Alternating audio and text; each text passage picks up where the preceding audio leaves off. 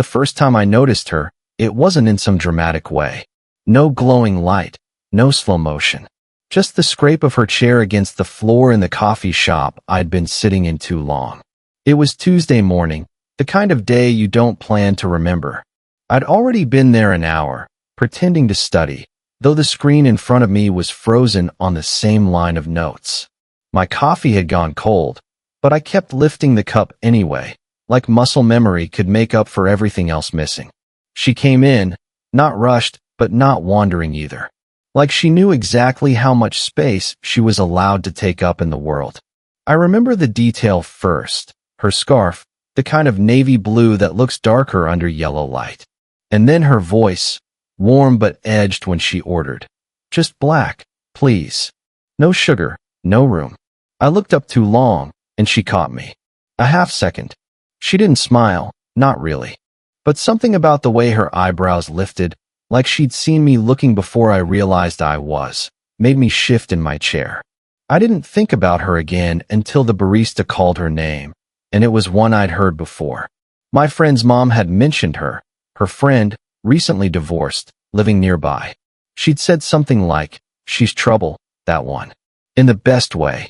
And here she was, trouble in a navy scarf, sitting down 2 tables away, pulling a paperback from her bag like the rest of the room didn't exist. I tried not to look, but the coffee shop wasn't big, and silence has a way of making you notice the smallest things. Like how she held the book open with one hand and curled her thumb under the page until it bent slightly. Or how she set her phone face down, like she didn't want it interrupting her. I was halfway through refolding my napkin, the 3rd time, when she glanced up, straight at me again. This time she smiled, small and deliberate, like she'd decided I'd earned it. "You're here a lot," she said. Her voice carried, but not enough for anyone else to care. I shrugged. "Guess the coffee's cheap." Her smile widened a fraction. "Or maybe you're just avoiding something." It hung there, sharper than I expected, but not unkind. I didn't know what to say, so I said nothing. She tilted her head back toward her book, leaving me in the kind of silence that felt heavier than noise. The barista called another name. Steam hissed, and I stared at my untouched notes. Every so often, I flicked my eyes back to her hands. The way she turned a page slowly, or tapped her finger against the margin like she was keeping time to something only she could hear. When she stood to leave, she didn't pack up in a hurry. She slid the book into her bag, wrapped the scarf back around her neck, and stopped by my table on her way out. "Your trouble," she said quietly, but with that same faint smile. I felt my mouth twitch into a grin before I could stop it. "Then keep me around longer." She didn't answer, just tapped her knuckles softly against the table. Not a wave, not a goodbye, and walked out. For a long time, I sat there, staring at the door like she might come back in.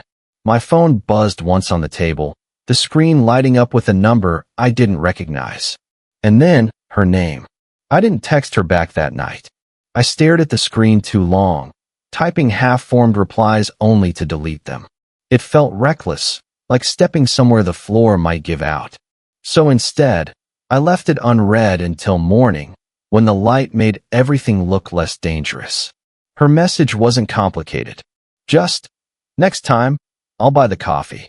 The following week, she was there again. Same scarf, same book, though she didn't open it this time. She waited until I sat across from her, and only then slid her cup toward the middle of the table. "Try it," she said. I lifted it, cautious. Black, no sugar, no room. Bitter, strong. Not my thing. "That's the point," she said. And then softer, almost like she hadn't meant me to hear it. "You'll get used to bitterness." We sat like that, trading small lines that didn't mean much on the surface but carried something heavier underneath.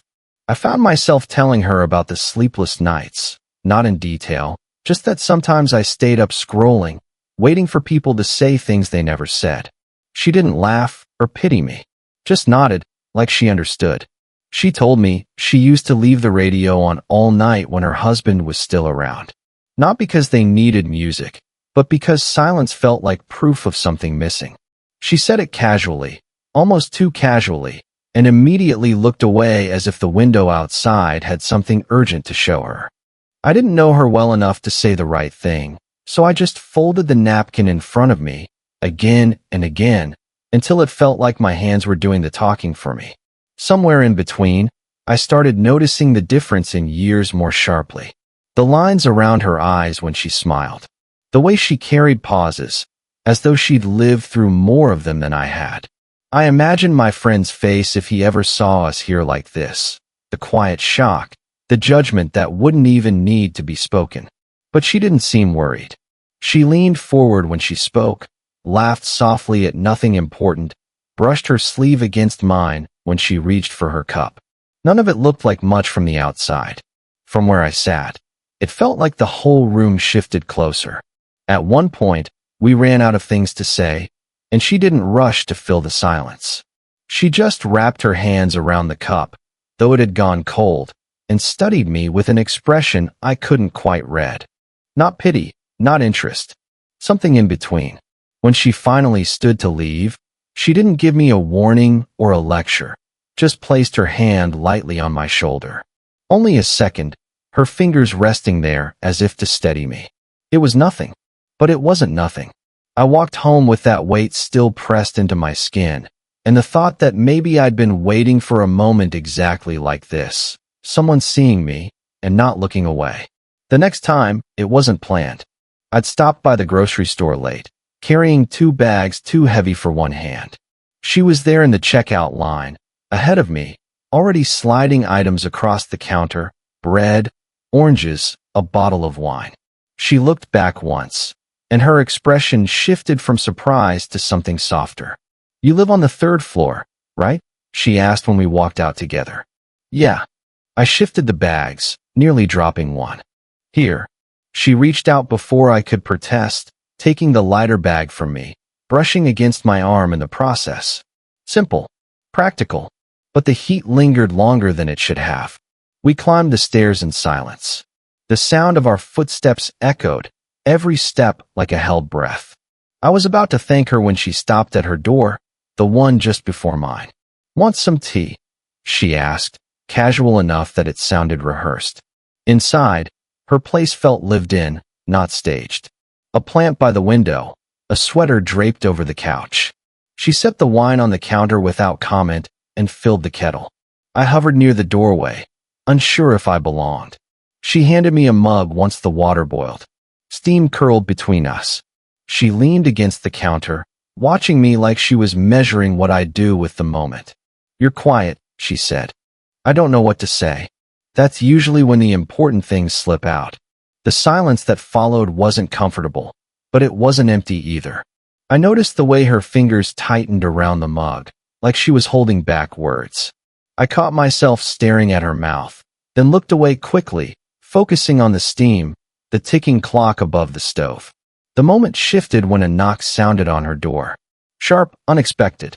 She froze, then set her mug down too carefully. It was her neighbor, an older woman from the 2nd floor, asking about a package. The kind of interruption that meant nothing and everything. We both smiled too much, answered too politely, waited for the door to close again. But the spell was broken. She went back to her tea, not looking at me. I felt my throat tighten with words I couldn't say, about how I'd thought of her every day since that first coffee, about how wrong and right it felt at the same time. Instead, I shifted the mug between my hands, searching for an exit line. When I finally stood to leave, she followed me to the door. Too close. Her hand lifted as if to touch my arm again, but she stopped halfway, fingers hovering in the air before pulling back. For a second, I leaned toward her, not enough to cross the line, just enough to feel the weight of it pressing between us. And then I stepped away. I don't know why that moment stayed with me. Maybe because it felt like someone finally saw me, and I was the one who blinked first. It was late, the kind of late when the streets look emptied out, the air holding onto the last trace of the day's heat. I found her outside, sitting on the bench by our building, a half-finished thermos of tea resting beside her.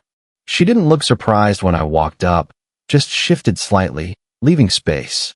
I sat down. The wood was cool. For a while, Neither of us spoke. Long day, I finally asked. She exhaled, not quite a laugh. They're all long.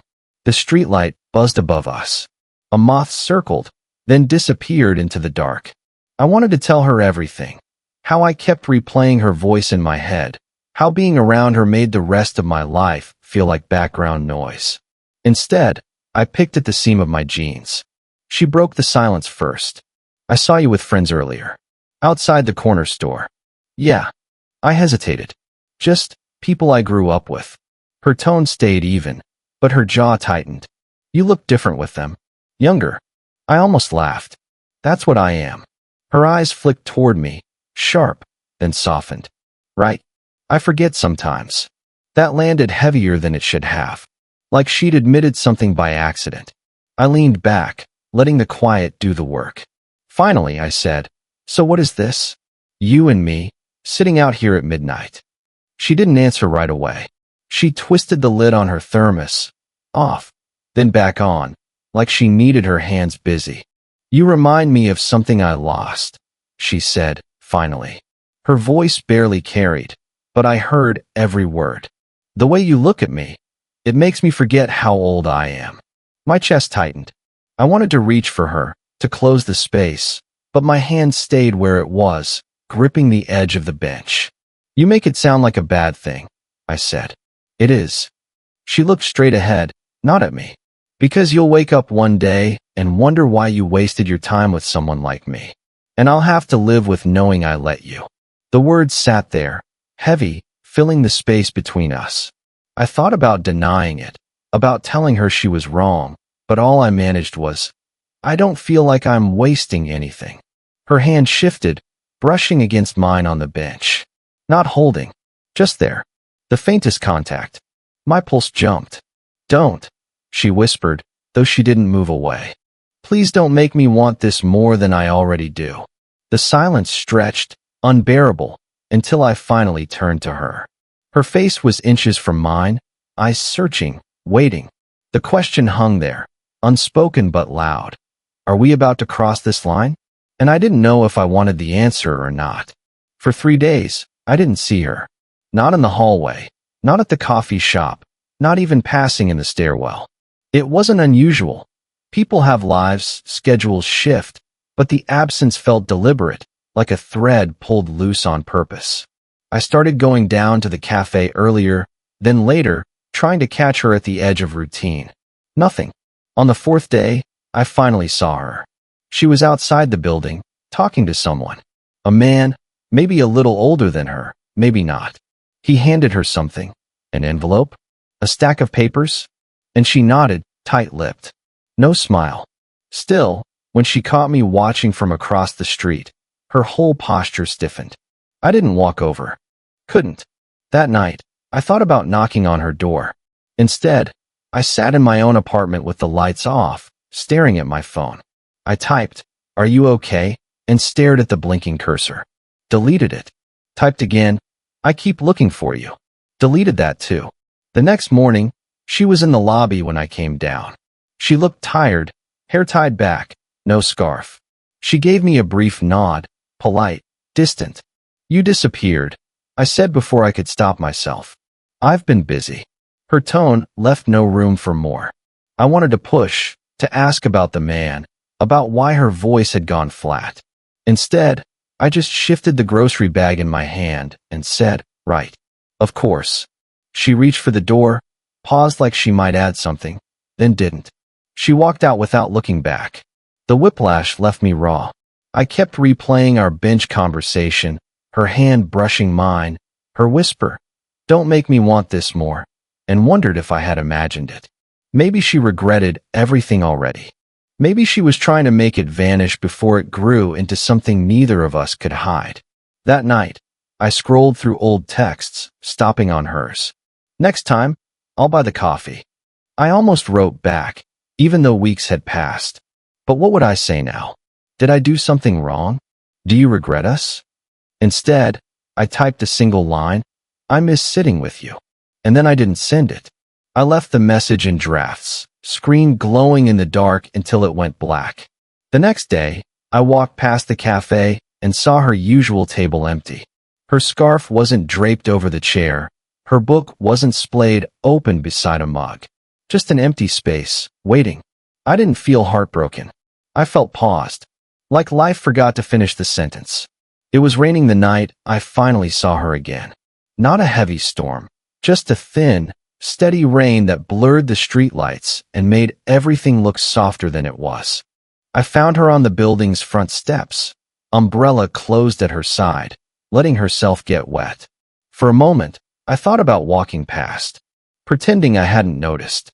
But my feet carried me closer until I was standing there, dripping, holding a bag of takeout I didn't even want anymore. She looked up, surprised but not startled. "You'll catch cold," she said, voice even, though her hair clung damply to her face. I sat down beside her, the bag between us. "Haven't seen you." "I know." She looked out at the street, where cars hissed past in the wet. I waited. The rain filled the silence. "Finally," I said, "did I do something?" She shook her head. "It's not you." A pause. "It's me." That sounds like a line, doesn't it? She gave a short, dry laugh. "Why'd you pull away?" My voice cracked more than I wanted. She folded her hands, then unfolded them. "Because you make me forget. And I can't afford to." I wanted to ask, forget what? Forget who? But I already knew. The years between us, the eyes that might see, the guilt she carried like a second skin. "You think I don't know the risk?" I said. "You don't," she answered quickly, then softer. "You can't. Not yet." The rain thickened for a moment, slanting sideways. I set the takeout bag down, leaning forward, elbows on my knees. "I don't care." She turned then, finally facing me. Her eyes were tired, yes, but also lit with something that betrayed her words. "I do," she whispered. The step between us felt impossibly wide. I thought about reaching for her hand, but instead I said, "So what now?